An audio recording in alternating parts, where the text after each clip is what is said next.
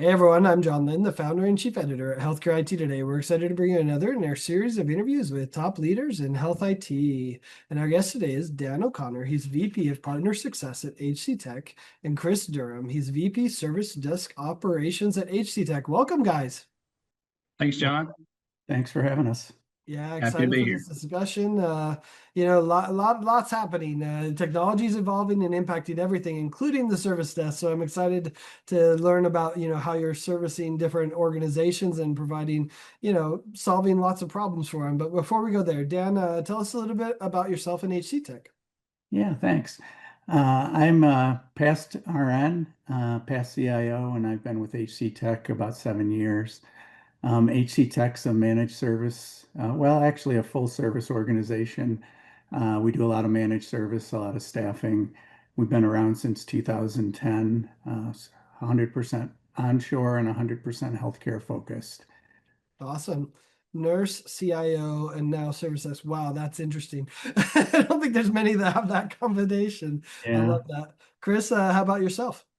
Yeah, so been in the operations field for about 25 plus years. Cut my teeth in manufacturing before moving over to support and service desk, but have been with HCTec going on about 3 years now. Awesome. Well, Chris, why don't you start us off? Like, what are some of the big trends that you see with service desks today? That I'll use that big buzzword everybody's going to use, John, is AI, right?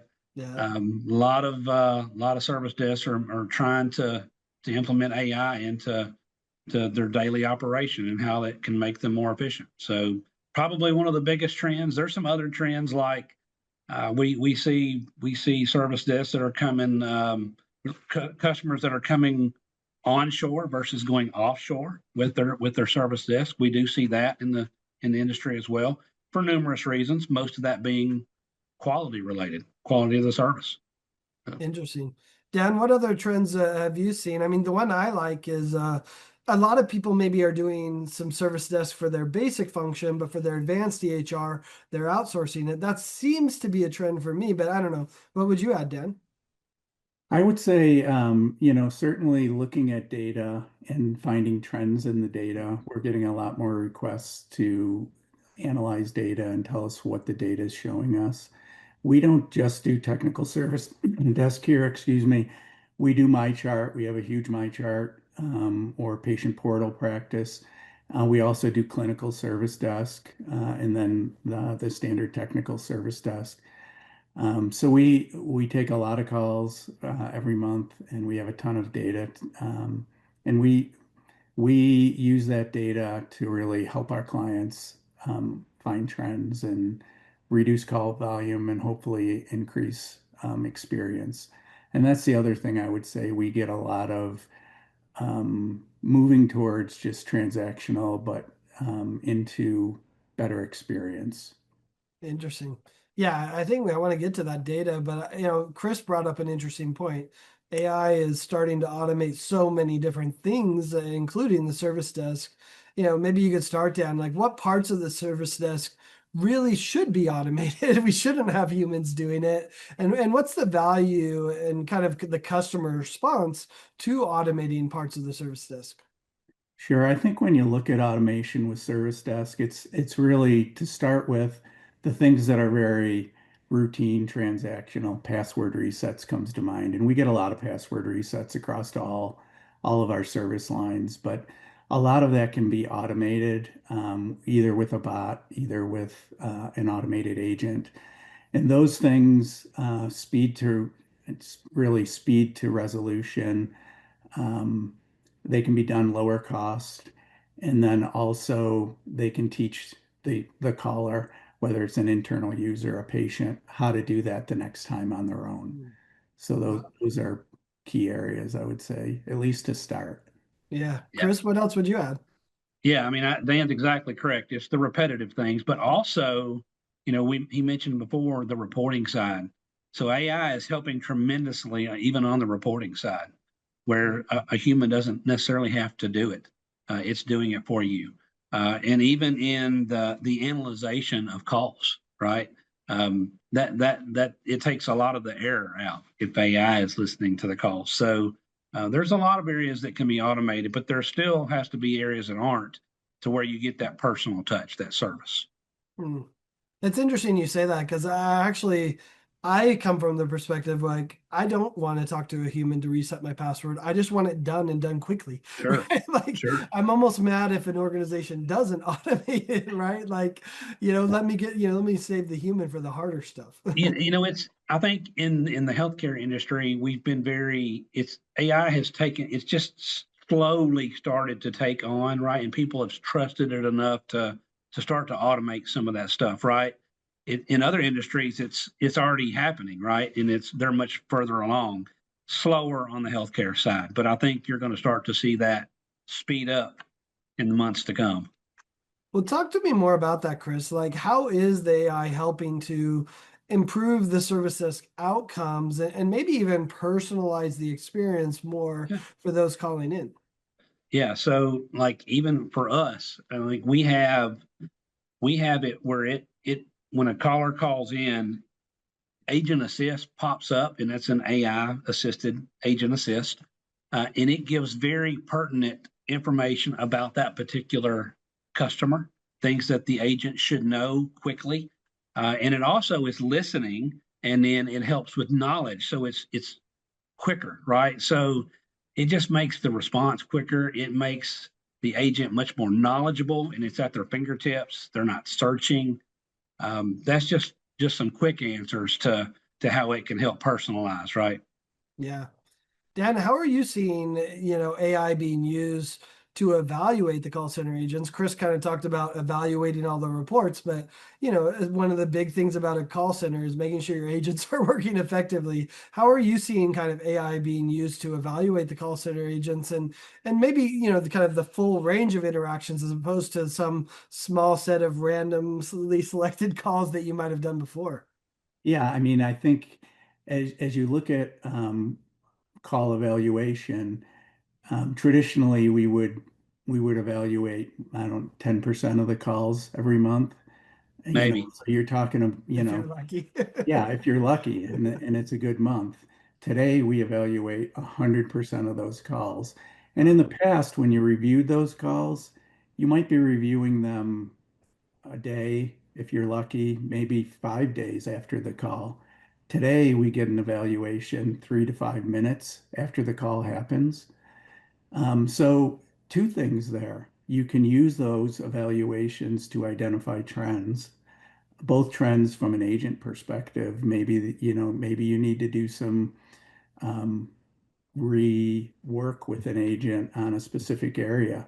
But also maybe maybe you see a trend at the client site where you have a whole bunch of calls coming in with a um, similar call type. You don't think of call evaluations as pulling those out, but that's an area where it can.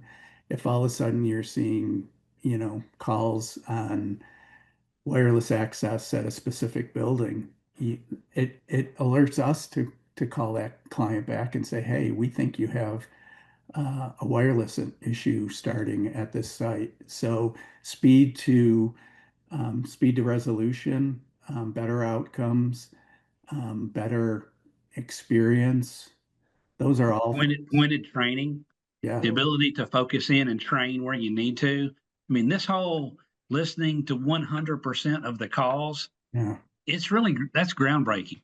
I mean, it really is. And because we can now focus people to go and really help make agents the best they can possibly be, because they're being evaluated, right? So, and there's a lot of training that goes along with that. So before we couldn't do that, when you're just randomly auditing, on a good month, 800 calls out yeah. of 90,000. I mean, Right. it's just 100%. It's unheard of, but it's amazing of what it's going to be able to do. It's interesting because we've heard this about AI in a lot of different areas. It changes your mindset from a limited mindset to an unlimited mindset Yes, because AI can do the unlimited, that's which right. humans would not have been able to do, at least not at great expense, right? And so, And in your yeah. data set, John, I mean, it's not, I mean, it's a complete data set then, right? Mm. This whole idea of random sampling, you don't get everything, but when you're listening to 100%, you get it all. Well, now you have a gold mine to look at, which I want to dive into that. But are you kind of using this similar? Like we hear this in other areas of healthcare too, where they're like, hey, let me let the AI triage which things matter most to a doctor so that they can work on that radiology image first because it has a potential thing. Is that kind of how you're using it, where it's evaluating it all and kind of bubbling up the exceptions where you're like, hey, this is one you should listen to right away? Yeah, that's exactly correct. You have to teach it. Mm. So you go through several steps to basically teach the AI what it's listening for and what to prioritize and what not to. And then it bubbles up based on what you say is most important. And then someone focuses in on that. So it's exactly correct. Interesting. Dan, tell me more about how you're leveraging it to listen to customers. I mean, Chris just highlighted you have all of the data now. And how are you leveraging it? You use the example of the wireless. Where are you seeing kind of healthcare leaders take this service desk data and turn it into proactive support and kind of solving problems before they become a bigger problem? Yeah, I mean, I think certainly using it, like I mentioned, as a call alerter, but we also use it for sentiment analysis, for Mm. instance. So we listen to every call that comes in. We're able to see the sentiment both of the agent, but the caller. So that's an area. We are using some ambient listening up front to listen to all those calls as they come in, categorizes them so it can alert us as well if we see a change. So one of the dashboards tells us what are the biggest movers in the last 24 hours. So we can see all of a sudden if we get a lot of calls or a different call type from a client coming in. And that's certainly an area to alert us to. We're also, analyzing that data through AI to look for call trends, to look for training opportunities from a client. There's upgrades going on. Our teams are plugged into change control at all our different client sites. So we know when changes are coming in, and we can use that data then to say, hey, on this date, you guys put a change in. We saw a spike in these kinds of calls, better testing, better training of end users. Epic certainly the largest EHR out there. We're plugged into all the Epic upgrades from a clinical perspective, same type of analysis. And then we also not only compare and look at our clients' data, but we look at our clients' data across the whole spectrum. So, Chris mentioned we're seeing about 100,000 calls a month. We might have a client that's, we're seeing 8,000 calls, but we can then compare their data against a huge data set as well very quickly. Something that would have taken, days or weeks to analyze, we can analyze in 30 minutes. So, Wow. That's interesting. Well, and I love the overlap between, HCTec provides a lot of support for EHR implementation, go live upgrades, optimization, et cetera, that you can leverage the sentiment of like, how is this upgrade going? And right, that's super interesting, especially for a leader who may need to intervene if right. there's some angry users, right? That's really interesting to know. Chris, I'd love to hear. I mean, you've been running the operations, right? I mean, you've evaluated how many calls. I'm sure, not as many as AI, I guess now, but you've heard a lot of them. I'd love to hear some stories of maybe some like great service desk experiences, some Sure. going above and beyond, or even some of the unique calls that you get that you have to try to solve. Yeah. So the first thing, John, I wanted to bring up was, so we do executive reviews with each client. One of the recent executive reviews, we're going through data, and the client pulls up a slide and shares their survey, their internal survey results that they do through their ServiceNow system. Okay. So And they it is evaluated a you. page, it's actually multiple pages full of all end user feedback. And it is glaring. I mean, I love to just read through them. It calls out agents by name. So and so was so helpful. They knew what I was asking. They knew exactly how to get it. Or this was a challenging call, but they worked with me to help solve it, right? And now I know what to do going forward. But the fact that they wanted to share all of that with us, right? What their end users were saying, that's what we want to hear, right? I mean, we get to hear from the leaders all the time, right? The CIOs and the directors and the managers. Yes, and we need to hear from them as well.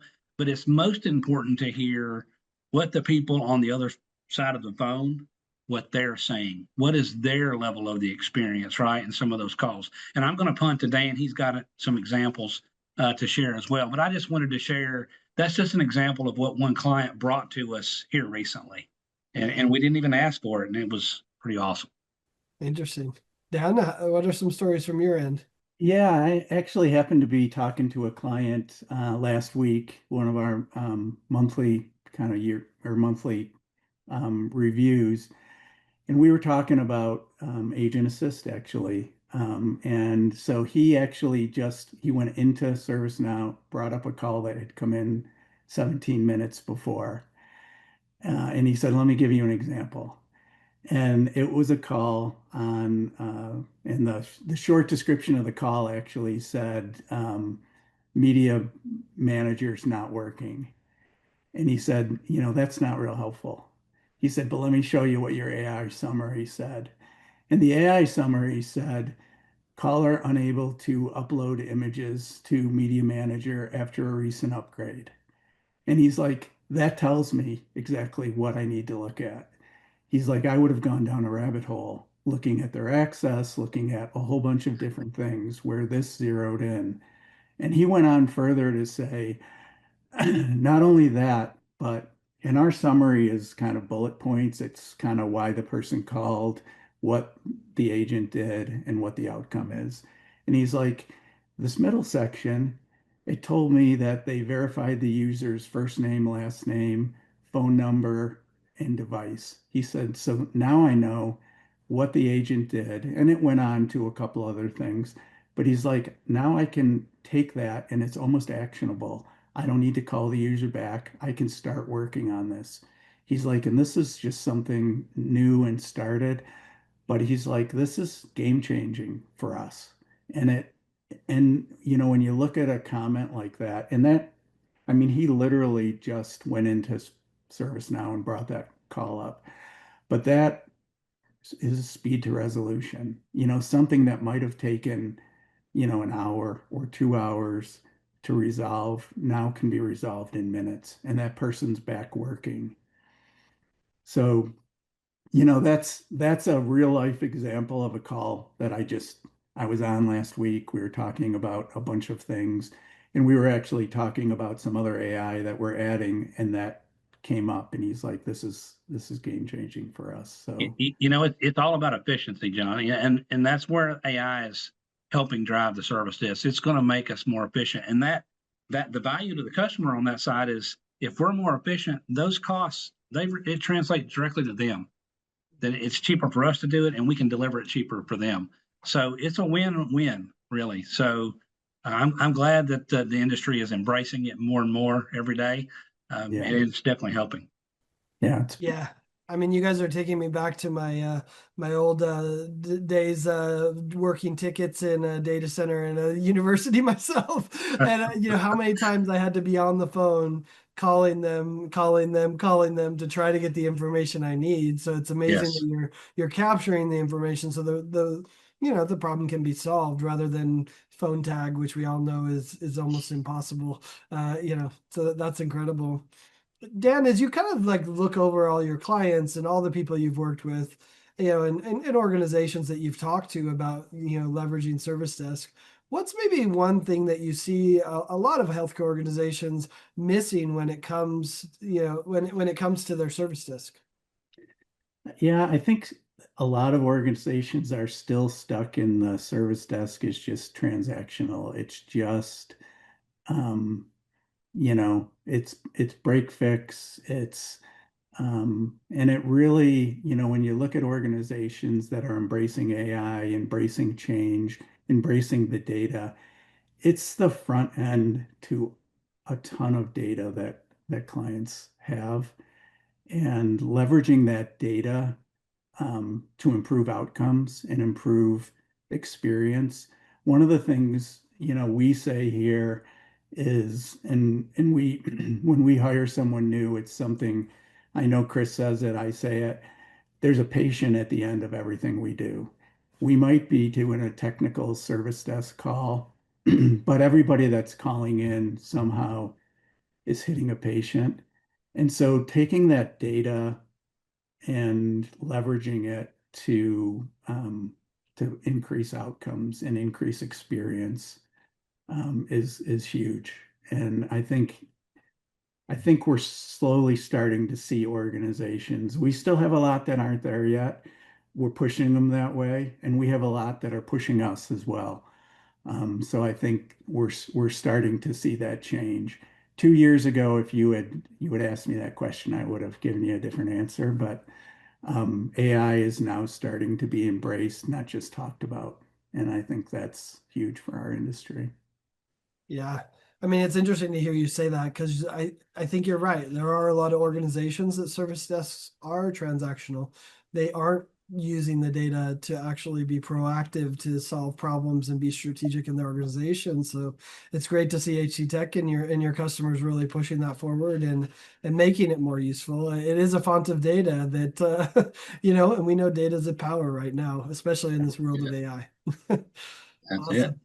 Well, Dan, Chris, I appreciate both taking time to talk with us about Service Desk and how HCTec and your partners are really pushing it forward and leveraging it in amazing ways to improve the lives of patients ultimately, and of course the users that service those patients. So thanks so much for talking with us, and thanks everyone for watching and listening. If you want to find Yeah. more great healthcare IT content like this, be sure to check it out at healthcareittoday.com or search for Healthcare IT Today on your favorite podcast applications. Thanks, Dan and Chris. Thank you, John. Thanks, John.